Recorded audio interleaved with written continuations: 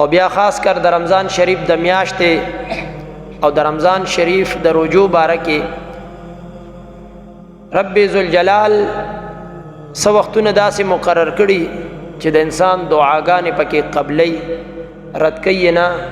په هغې کې یو وخت دام دی چې کله انسان ټوله ورځ روژه ونیسي او د روژه ماتي ټیم وي، د ماښامې ټیم وي،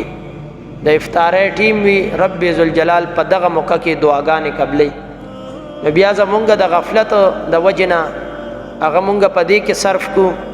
روټۍ زما مخې ته شته او نشته، کجوري زما مخې ته شته او نشته، روټۍ سوځېدلې ده، پلانې طعام خو شته او پلانې نشته، پلوټ مو چاته کېښو، څوک په وړو سره په جګړې، څوک لویو سره په جګړې، څوک یو چاته بد ردوي نه، د دغې په ځای باندې د رب ذوالجلال دربار ته متوجه کېده دي.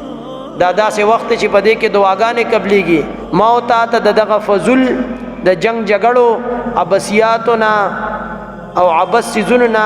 اجتناب پکار دی او د رب ذوالجلال دربار کې متوجه کېدل پکار دی. رب ذوالجلال دې مونږ او تاسو له صحیح معنو کې د روژو نیولو توفیق را نصیب کی او رب ذوالجلال دې زمونږه دغه لږه غونته کې سعی خپل عظیم بارګاه کې په ډېر څه باندې قبول او منظور کی.